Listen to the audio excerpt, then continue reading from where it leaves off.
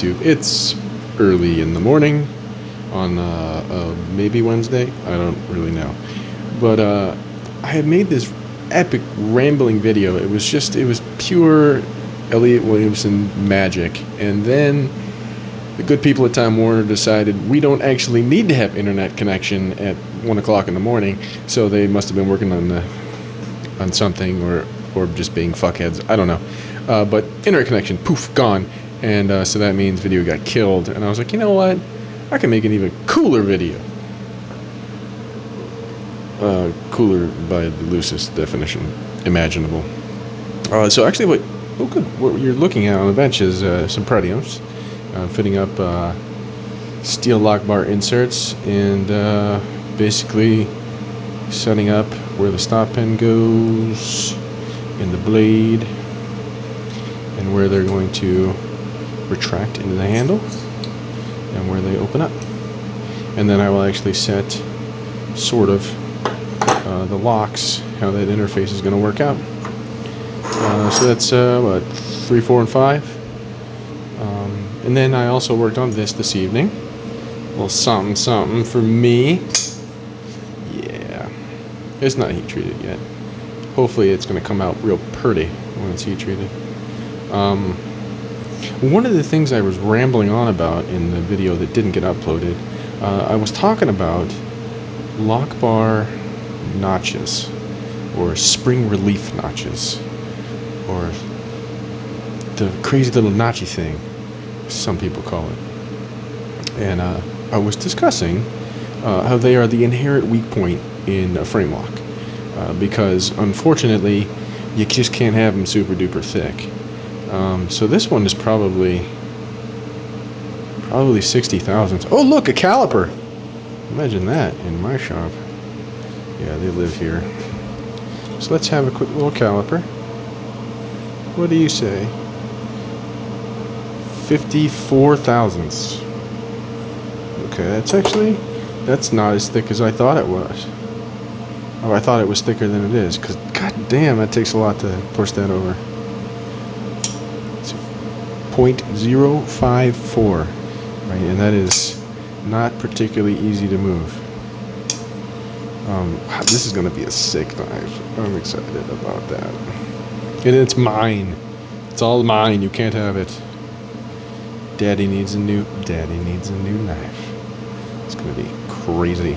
I have no idea what I'm going to do to the rest of the handle.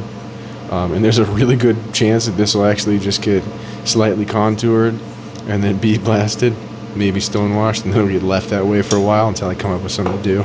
Or really until I come up with free time to carve the shit out of it. I was playing on the blade a little bit, but it's because the blade is smaller than the rest of the handle. Look at all of these goddamn Pretium parts. Look at them! Oh man, I was drilling all the lock bar stabilizer holes to size. Oh baby. Oh look, it's number 14. Oh, it's going to be intense. I have to recollate them, which is always really exciting, because there are some that have things on them that need to get put back with their particular number that they are. For the most part, though, they're fairly universal. What's that, number 10? How you doing, number 10? Looking good. It's appropriate to talk to your knives. I don't know if you guys knew that. Number 23. This is fun. I could do this all night. Oh, this looks like a lefty. That would be number 58.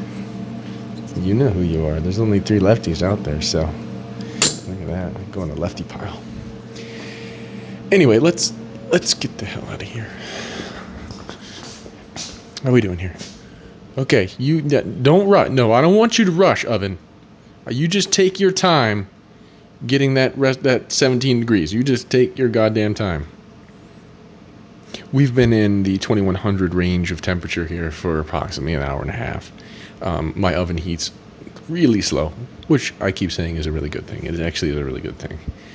And it actually has sticking points where it sort of has to get itself over the hump at places where I would actually like it to sit for about 20 minutes. And it does that just on its own. I don't even have to program it. It's kind of nice. It's a little annoying sometimes, but kind of nice. No, don't show off for the camera. You just sit there at that temperature for a while. Yeah. So it's probably going to take it another 20 minutes to get up to its actual soak temperature, and then it's got 15 minutes to soak at that temperature. So we got some time, YouTube. Ooh, we got time. What I was talking about in that video that was so epically full of ramblingness, I was talking about tape. No, I was not talking about tape. I was talking about frame locks, and because I make a lot of them, and I was talking about the importance of your pivot screw not being super duper loose. Hopefully, is this one tight? Let's check it out. Because I was doing a little demonstration. Because one of my clients emailed me and was like, "Bro," he didn't say bro, but he was like, "Man, my what does he have? I can't remember what knife he has off the top of my head." But he was like, "Oh, dude, the lock failed and stuff." And I was like, "That's interesting." Because it's a pretty new knife. I was like, is your pivot screw tight? Because 9 times out of 10, the pivot screw is loose, and that allows the lock to not be in proper alignment. And alignment is king when it comes to frame locks. That's what the whole premise of the lock is about. And sure enough, he tightened the pivot screw up, and he was like, "Holy shit, it's like a bang fault again." I'm like, "Yeah, I know." So what I was demonstrating is we can spine whack it, no lock failure. Loosen up our pivot screw.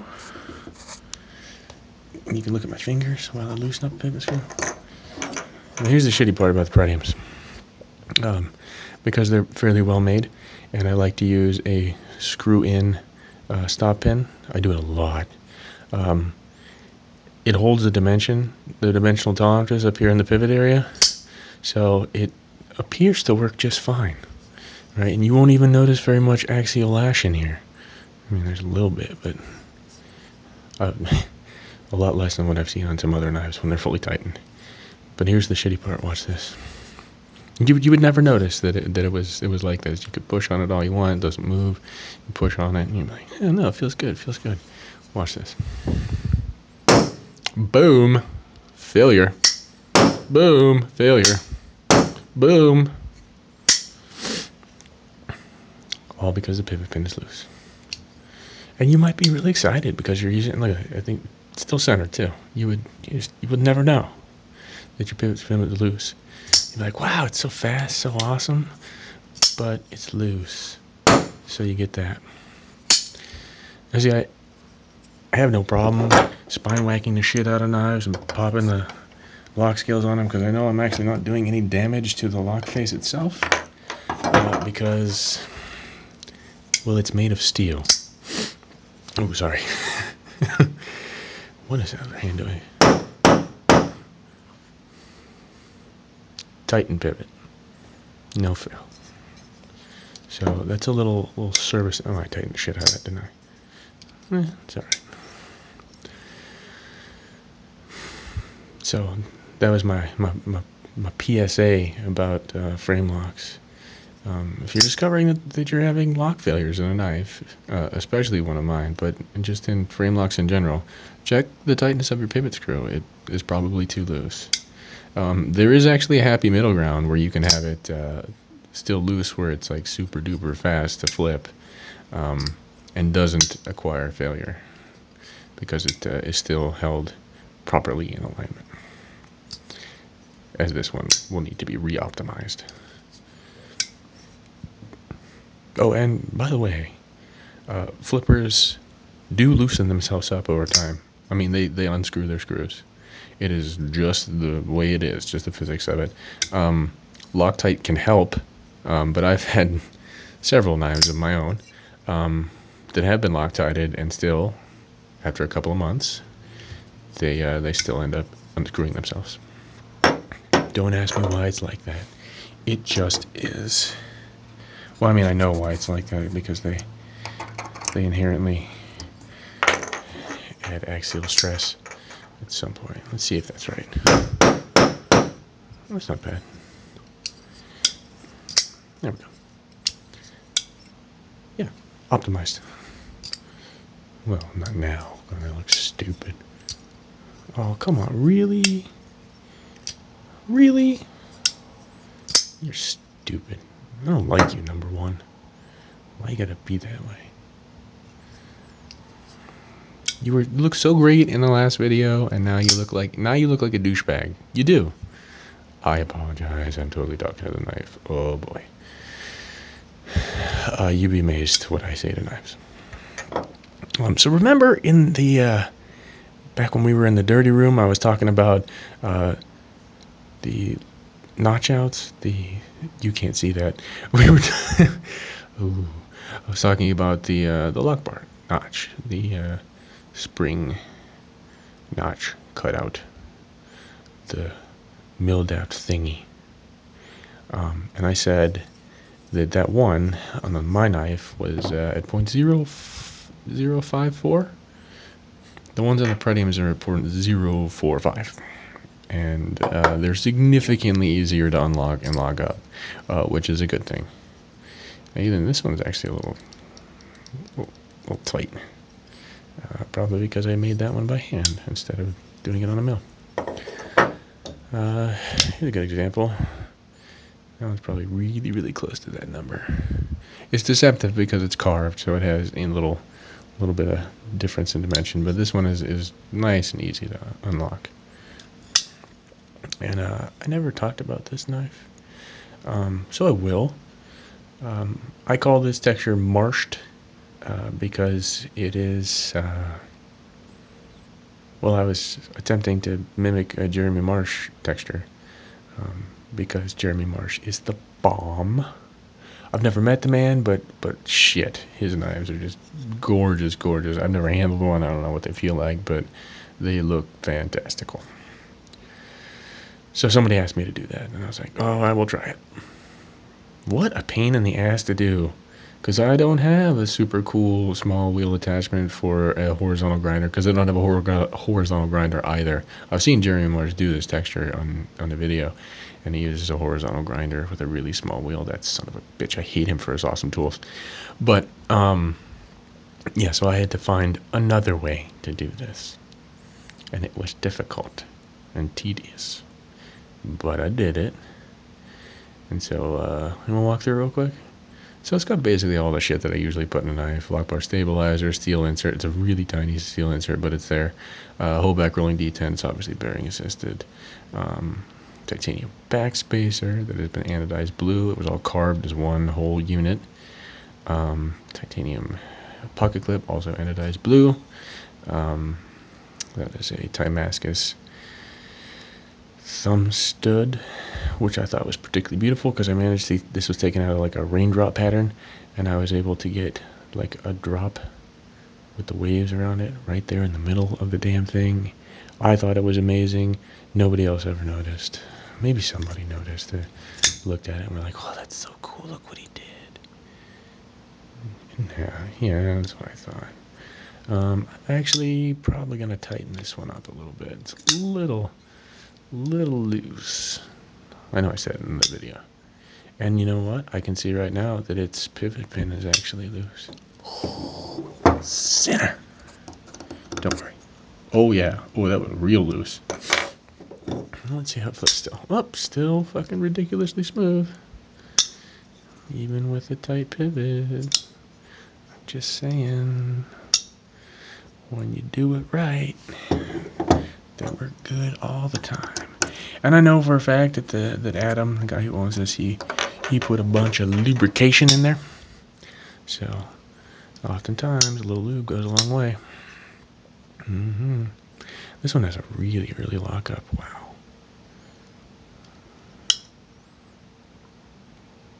Can't believe I let it go out that early. I might adjust that. Or I might not. If it's not broke, don't fix it. Yeah, why screw with it? This thing works nice. Oh, here's another little thing I'd love to talk about. Look at the size of that flipper. Teeny tiny little bastard, huh? I don't know where the idea came from that flippers have to be a certain size or orientation to work well. I mean, so this one's pointed away from the blade in the open position, and it's quite small. I mean, it sticks out. Ooh, easy peasy. I don't even have anything to measure it here, but not much. as opposed to the Pretium flipper, which points the other direction and is a little bit larger. Still works pretty good. And then let's look at this guy. Well, I actually left a big old one on this one. Yeah. So in all of my years of making flippers, I have never like found one that works particularly better than any other shape or size. If you do a good job with your bearing system and your detent and your lock bar pressure, it doesn't matter what the fuck your flipper looks like. I mean, on the Black Devil, if you recall that from a video, it had this little rounded little stump thing. It was even smaller than this, and that knife still fired out when you hit it. So it's all about the mechanics of the knife itself, not specifically the flipper size or shape. I'm just saying. What do I know? I'm just a goddamn knife maker. Oh, we are having a good ramble tonight. So the other question somebody asked me was, in reverse grip, does this little thing, is that annoying? Is it pointy? And the answer is, in my hand, it feels fucking great. Because it may or may not have been designed to fit my hand. So, yeah, no, not at all. No, it's nice. It's real nice. I like it. You'll like it too. But I also wonder how much time you're going to spend doing work with your knife in reverse grip. I'm a little curious to that because, I don't know, I've been using the knife since I was 4 years old. So that's roughly 26 years. And I don't know, I have never found myself doing a lot of hardcore work with any knife in a reverse grip.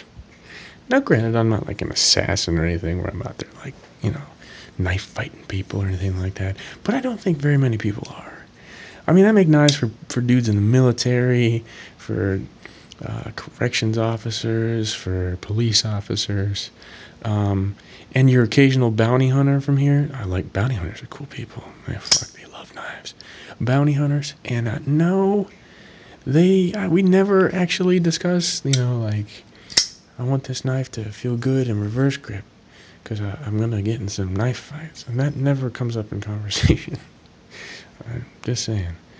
I have used a knife in this grip before, but never wrapping my thumb around, always grabbing and ripping to do like a big pull through, usually a heavy material.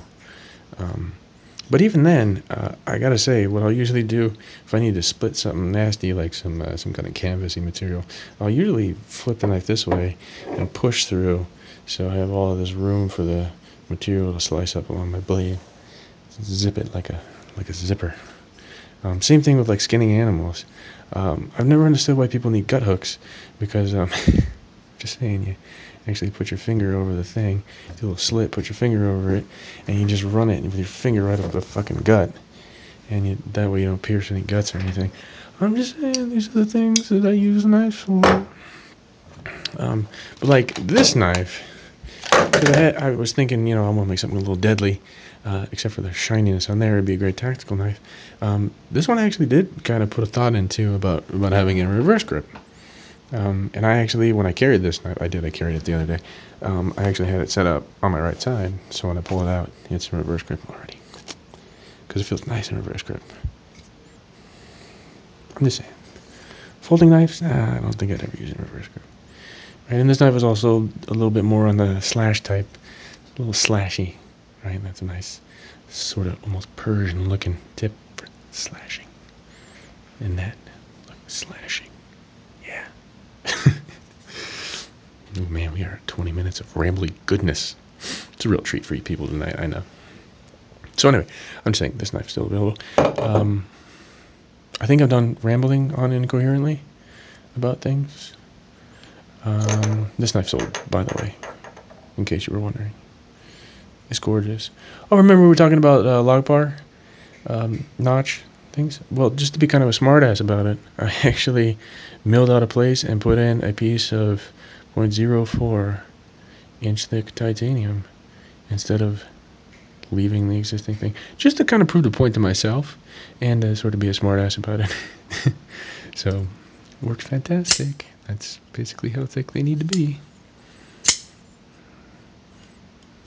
And I will not be spine whacking this knife because that's not the friendliest thing to spine whack. Oh, fuck, why not? Fuck up my tape.